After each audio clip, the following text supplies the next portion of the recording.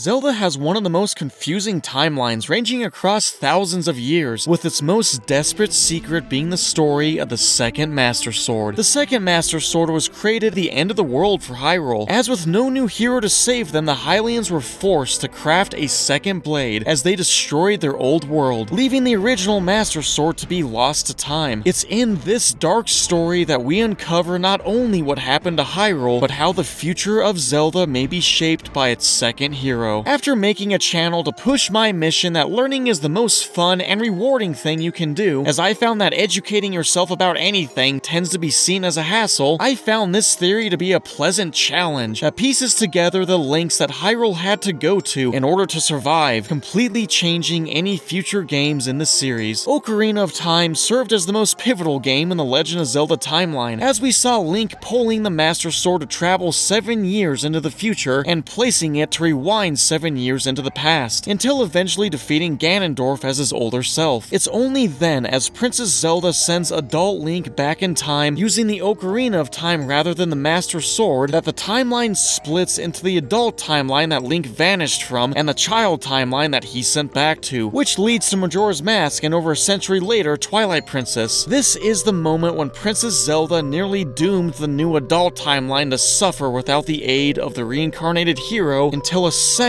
hero could arise. While this timeline split is a well-known fact being shown in the Hyrule Historia, the opening to the Wind Waker gives a general story of what happened after Zelda left the new adult timeline without a hero. Or sometime after the events of Ocarina of Time, Ganondorf returned to Hyrule to wreak havoc, and Hyrule waited for Link to come back to save them once again. But Link having been sent back to the child timeline, the adult timeline was at Ganondorf's mercy, and in their final hour, all that was left was for the people to pray to the goddess Hylia for aid, who soon drowned the land in a vast ocean to stop Ganondorf. This act changed the course of Hyrule and led to the creation of the second Master Sword for the new hero, who unlike the true hero is not favored by the goddess. Before getting to what exactly the new sword is, there's one major mistake that we must attend to. Before Hyrule's people fled to what must have been their mountains and high land masses, they did more than just pray to the goddess for help. In their desperation to one day stop Ganondorf, they were forced to craft a new blade capable of sealing away Ganondorf and his power, despite still having the original Master Sword in their possession. In the end of Ocarina of Time, after sending Link back in time with the Master Sword, it's thought that Zelda also removed the Master Sword from the adult timeline entirely. But strangely, Link was sent back while also wielding the Triforce of Courage, which somehow managed to still exist in the adult timeline, where it was shattered before Ganondorf could get his hands on it. And in the official Hyrule Historia, it stated that after sending Link back in time, Zelda puts the Master Sword back in its pedestal and closed the door of time, meaning that the true Master Sword is present in both timelines regardless of what we saw. The problem Hyrule faced is that the goddess's chosen hero, being Link, who is reincarnated throughout the series, except in the adult timeline, where he remains absent, is the only one who can both draw the Master Sword from its pedestal and wield it to its full potential. Unfortunately for Hyrule, without the chosen hero to draw the sword from its pedestal in the Temple of Time, there was no way for them to move the blade as they waited for a new hero, and instead the Master Sword was left to drown underneath the waves where it still remains. But they still needed a sword to deal with Ganondorf, so a new one was forged and placed inside Hyrule Castle, and it's the nature of this new sword that gives us the biggest clue to what it is, and to how future Zelda games in this timeline may play out. This also isn't the only time that we see an attempt to replicate the Master Sword's power, or that a powerful new sword can be made, as in Breath of the Wild, the Royal Guard swords are shown to be very similar to the Master Sword in their design, and in Phantom Hourglass, with the Master Sword still lying beneath the waves, Link finds sacred metals which are then formed by the Ocean King into a new powerful blade. So it's not unlikely that a new blade could be formed to replace the Master Sword, that unlike the original Master Sword doesn't have the same requirements, allowing younger, unchosen heroes to wield it for future Zelda games. To draw the Master Sword, it's noted that not only must it be wielded by a chosen hero of pure heart, but that the hero must be of a certain age, being at least 17 years old, which is why when Link pulls the Master Sword in Ocarina of Time, he is sent into a 7-year stasis in the Sacred Realm until he's old enough to wield it. However, in the Wind Waker, despite not being the chosen hero at the time of drawing the sword, Link is able to pull out the supposed Master Sword from its pedestal at 12 years old. It's only after drawing the sword and later reassembling the Triforce of Courage that Link in the Wind Waker is chosen and accepted as a true hero by the gods. And while the second Master Sword, upon being charged to its full power, closely resembles the true Master Sword that stays exactly the same across Ocarina of Time, Twilight Princess, and Breath of the Wild, it does have a slightly different design with a new grip and pommel. But more than that is what Ganondorf himself says about the sword. In the series, Ganondorf is shown to hold the goddesses in high esteem, but hates the sages. In the Wind Waker, after successfully obtaining the Master Sword, Ganondorf tells Link that it won't be enough to defeat him, and that he should go back to the world below and tell that to the pathetic fools that made this blade, letting us know that the sword was made by someone other than Hylia, and most likely is the sages themselves. Ganondorf also says how the sword was made specifically as a key to place a seal on me and my magic, and when thrust into Ganondorf's head, turns him into stone opposed to the Master Sword, which kinda just kills him. The one major difference between the two blades is that unlike the true Master Sword, which is imbued with the power of the three spiritual flames and being blessed by Zelda, a descendant of the goddess Hylia, this new blade must be powered by the prayers of the sages in order to work, and may continue to need to be recharged time and again by the sages, while the true Master Sword is more so everlasting with its power. And it's these same sages that are responsible for creating the new Master Sword as they wait for the chosen hero to return, having no idea that he's existing in a separate timeline, who unwittingly save Hyrule for centuries to come by a simple oversight. In the room where Link finds the new Master Sword, you can see the images of the 7 sages on the glass windows surrounding the new blade. In the Hyrule Encyclopedia, a Master Sword is said to be created when a white sword is imbued with a higher power, much like the 4 Sword was created by imbuing the sacred Purkori blade with the 4 elements, which also granted it the ability to seal evil away, much like the Master Sword. Since this new Master Sword is powered by the sages, it doesn't feel like a stretch to say that it was the sages that created it in Hyrule's final hour. And thankfully, they left no age or chosen by the gods requirement on the blade for a hero that is never coming. But rather than the sword changing the future of the adult timeline and any subsequent games, it's the new second hero who, despite not being the chosen hero, has changed future Zelda games in a profound way, leaving us with a deep message. It continues to be the Zelda series that I find to be the game that proves just how far you can go in life if you push yourself to face life's challenges and go on your adventure before you yourself are lost to history for good. When our new hero in the Wind Waker sets out on his journey to save his sister, he ends up saving all of Hyrule and its people from once again falling to the cruel plans of Ganondorf, despite not being picked or favored by man or god to do so. Only after reassembling the Triforce of Courage that belonged to the ancient hero, this new self-picked hero, unlike every other hero, earns himself the title and acceptance as the chosen hero. From this point on, in any game that takes place in the adult timeline, we may never play as Link, who was cursed to reincarnate alongside Ganondorf and Zelda, but as a new hero who wields a slightly less powerful but new Master Sword, while the old one forever sleeps beneath the waves. But if none of this seems to be very convincing, then I saved my best piece of evidence for last. In every Zelda game, Link, the chosen hero, is signified by him always having the Triforce of Courage upon his reincarnation, except in the Wind Waker, where this Link has to earn the Triforce of Courage for the very first time. Watch this video to learn more about Zelda's crazy lore, and subscribe to support learning being fun.